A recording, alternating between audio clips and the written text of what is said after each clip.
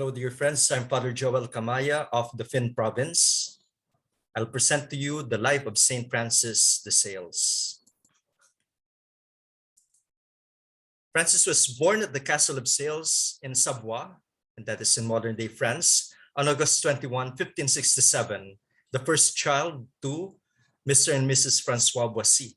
He spent the early years here in that castle. And the father of Francis took the young child with him when he went for hunting. And thus Francis discovered the valleys and the mountains of his beautiful country. His mother also took him when she went to visit the farms of the castle. And Francis admired the beauty of nature. And from his mother, he learned to thank God. He liked to build altars with flowers. He learned to pray with the children of the farmers. He was a sweet and affectionate child, but also curious and decisive about everything. Sometimes he is a handful. Once he, quote unquote, stole as a prank the clothes of a passing guest. And the cook also recounted that young Francis often went to the kitchen and then hovered over the yummy pastries and would slip out with one that was still burning hot. His father remarked, "Francis, my son, it's time for you to start school. Monsieur Diage, our chaplain, will teach you how to read." Monsieur Diage was strict, but Francis liked him very much. And Francis learned quite fast and read a lot. He was also in the company of an old lady, a family friend. By reading to her, he got to know the lives of the saints. And when he was 6 years old, Francis was sent to a boarding school with his cousins in the village called La Roche, then to Annecy. And he was called the Little Saint. Francis was well loved. "Francis, you can count on him," said one of his classmates. "You know that our teachers were quite strict." Francis never hesitated to defend a classmate with him taking the punishment in place of the other. When he was 11 years old, he was ready for his first communion and confirmation, although he already thought at that time of becoming a priest. Now, since he belonged to a noble family, it was the father who chose the career. "Francis is the eldest in the family," he said. "He will study law. When he becomes a lawyer, he can be a senator, and that will be an honor to the family." At 15 years old, his father, Francis, was sent to study to Paris, in Paris. And since he was young, his father asked Monsieur Diage, the tutor of Francis, to accompany him. And there Francis learned dancing, fencing, and riding. And he asked, "Can I take the course of theology to know more about God?" In Paris, the Catholics and Protestants were arguing about the question and the foreknowledge of God. Can we truly be sure about being with God all our life and after our death? Has God decided everything beforehand? And Francis felt so fragile before all this. He feared that in the end, he might be far away from God in hell. And so he became sick. Here in Paris, he was alone without any person to whom he could talk. And one day he went to a church and entrusted himself to the Virgin Mary. After that, he felt at peace. He has nothing to fear because God loves him. And neither will he forget that Mary always comes to the rescue of those who need her help. Then Francis passed the exams, and at the end of his studies, for some months he went home for his vacation in the castle. What a joy it was to see once again his mother and to play with his younger siblings who had grown up. And then he went to Padua. In the university, he went with Monsieur Diage, and he was not sure whether to reveal his desire to be a priest because he feared that his father would say no. At the university, Francis was brilliant. His companions found him too serious and they wanted to see him less so, and so invited him, "Francis, come with us. You never participate in the evening parties of the students, as we would be having this evening." But he managed to stay away to pursue his dream. While studying law, he studied theology, and Monsieur Diage was his accomplice. In 1591, he obtained his doctorate in law, and with all the lavish words from the jury, his studies have ended. At home, it was expected that he would begin a brilliant career as a lawyer, one which he did not want. So how could he tell them? And even then, back home, his marriage was being arranged. with a woman of nobility in the neighborhood. And he was told, Francis, this evening we will meet Mademoiselle Suchet de Mirabel. It is time that we think of your marriage. But to this, Francis politely replied, I'm not worthy of this young woman. And so it was called off. Francis was admitted as a lawyer at the Senate of Savoy. He left for Chambéry, where he would give his first speech, and was congratulated, was seen as an exceptional young man who's destined for great things. But Francis thought, what should I do in life? Francis was a good rider, but once, on his return from Chambéry, was thrown off his horse. His sword slipped from the scabbard, and falling to the ground, the two objects formed a cross. At first, he did not give much importance to it, but it happened the second time and then the third. Thus, Francis saw it as a confirmation of a call from God. He must do something about it. And so he confided in his cousin friend who had an idea. Francis, you have finished well your studies. Now, since your father had wanted you to have a good career, I will help you get an important position in the Church of Savoy. Francis replied, most certainly not. I want to be a simple priest. But his cousin retorted, you must accept it because in this way, your father will not be able to refuse you as a man of the church. The bishop, Monsignor Granier, was now ready to make him as his assistant. When Francis's father learned about it, he no longer knew whether to be angry or proud of his son, and finally gave Francis his permission to become a priest. And so Francis was ordained on 18th of December, 1593, at 26 years old. And we hear the words at his first mass. Come listen, Monsieur de Sales will address us at the cathedral.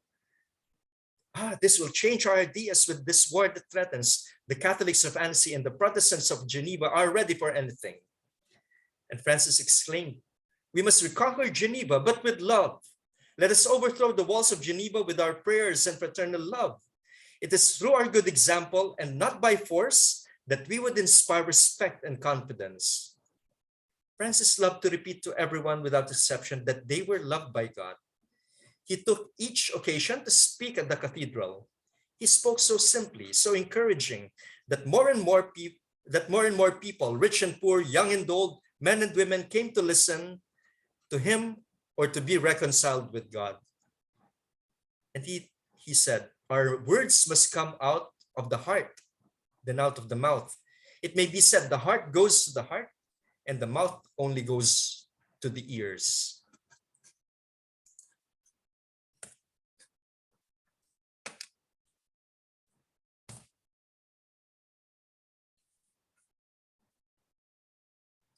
Now,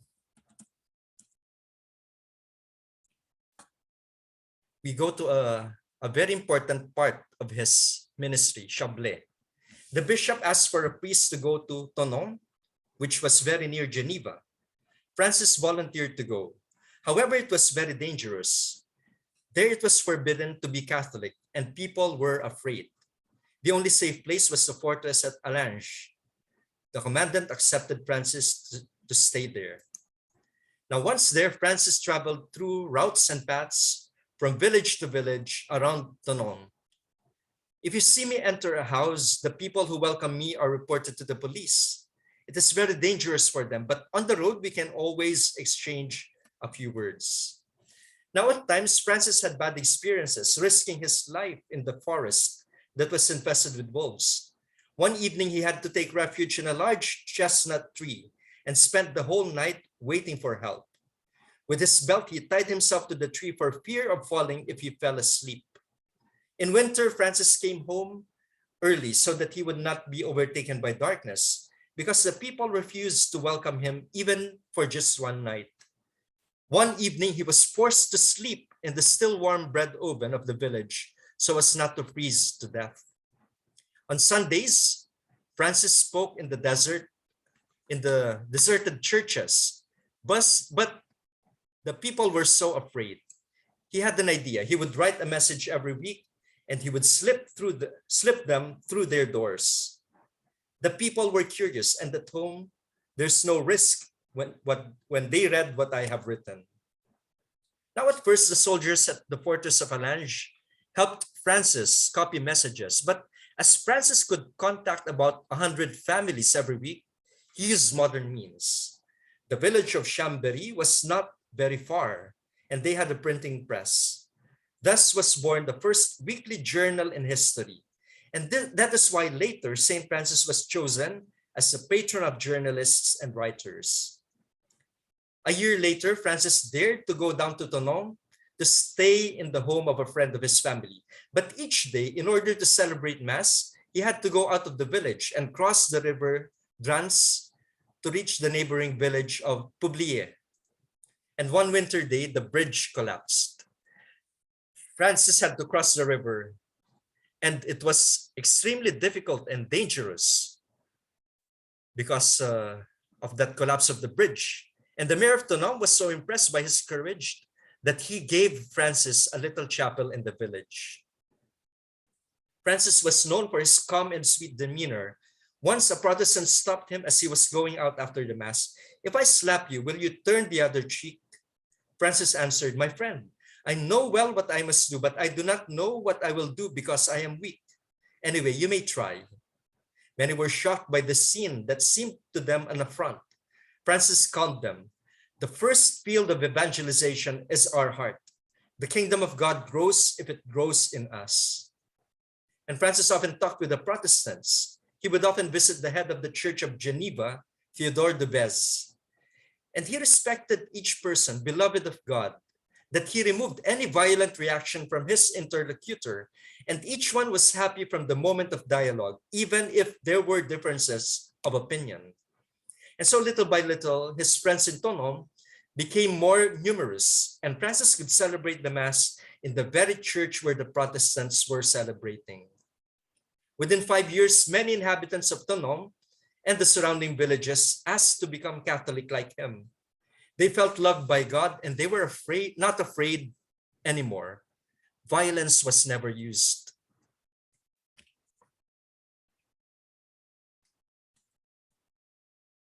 And we would look into one of his sayings: "Soyez le plus doux que vous pourrez. On ne tire plus les mouches avec une cuillerée de miel qu'avec 100 barils de vinaigre. Il faut tout faire par amour, rien par force." Those last words, "il faut tout faire par amour, rien par force," is the basis of our strena for this year. And here are the words: "Be as gentle as you can. A spoonful of honey attracts more flies than 100 barrels of vinegar. You have to do everything with love, nothing with force."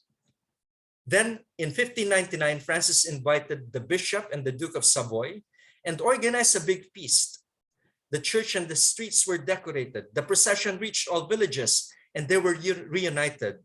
All the people were saying, "We've never seen anything so beautiful." Francis had to return to Annecy. Monsignor Granier needed him. He went to Paris with him to the King of France in order to help in establishing peace. As his father had dreamed, thus he was now a diplomat. After 3 years, Monsignor Granier died. On December 8, 1602, Francis was consecrated bishop. "I would like the ceremony to be as simple as possible," he said. But then he was told, "As you wish, Monsignor, but it will be in the cathedral." And he said, "No, Father, I wish that it would be in the village of Toran." "At Toran, but it is only a village." "I love that village. It is where I was baptized, and as a child, I often went there with my mother." Once ordained a bishop, Francis preached many times at the cathedral, but that was not enough. He decided to go to the country and the mountains of Savoy. It took him 3 years to visit all the villages, even the most far-flung. The journeys began on horseback and usually ended on foot. The country folk have never seen the bishop, this grand personage who moved for them. "It seemed to me, Lord, that you are like the sun," he said. "You sent from the smallest mountain, flower of the mountain, as to the mountain itself. You are Father of all." On his return to Annecy, Francis always gave all he could to help the people. He organized 2 centers for distributing food to the poor every week. Love of God and love of neighbor, these are 2 loves where one cannot go without the other. Francis welcomed all with respect, the valet as well as the gentleman. I do not know how to distinguish between people. I see that all are clothed with the dignity of a Christian. And this is one of the things that he said. The great occasions are to serve God. To serve God are rare, but the small ones are everyday. Francis met Martin, a young deaf mute, and decided that the young man learn more about Jesus through images so that he too could receive Holy Communion. Moreover, the bishop himself taught catechism to the children. They loved very much the stories that he told them. Everyone ran after him to embrace him when he passed through the roads of Annecy. Francis spoke so well of God that he was sometimes asked to stop in a city during his travels to give advice or to speak in the church on Sunday. A friend told Francis, I know that you have written for many years to your cousin, Madame de Charmosset. She showed me your letters.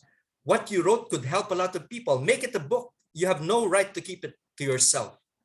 And Francis accepted and wrote a book, Introduction to the Devout Life. This is a great success because the simplest people discover how they can live with God and become holy where they are. Let's be what we are and let us be good.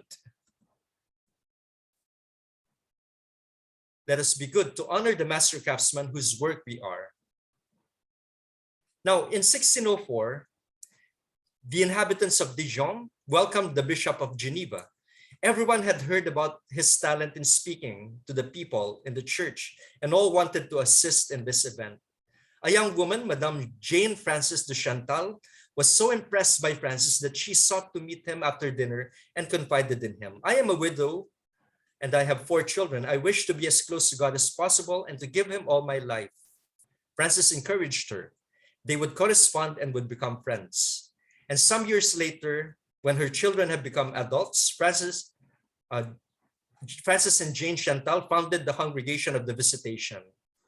And Francis spent the little free time he had with the Sisters of the Visitation in order to give them precious advice. Most often, the sisters went to the garden and would sit among the plants around Francis and would ask him all the questions they wanted to ask. And Francis would write a book for them, Treatise on the Love of God, where he said, always be happy. He who has God in his heart will soon have him in all his actions. Francis had to go back to Paris to close an alliance between the court of Savoy and the court of France. Peace was at stake. The negotiations took a long time, almost a year. The Parisians thus had the opportunity to hear him speak. He was appreciated by all. It was in this sojourn at Paris that he met the future saint, Vincent de Paul. And back in Annecy, Francis was continually loved by everyone, and this reputation for holiness had grown. They brought sick people to him for healing. And he said, these people admire me for healing them.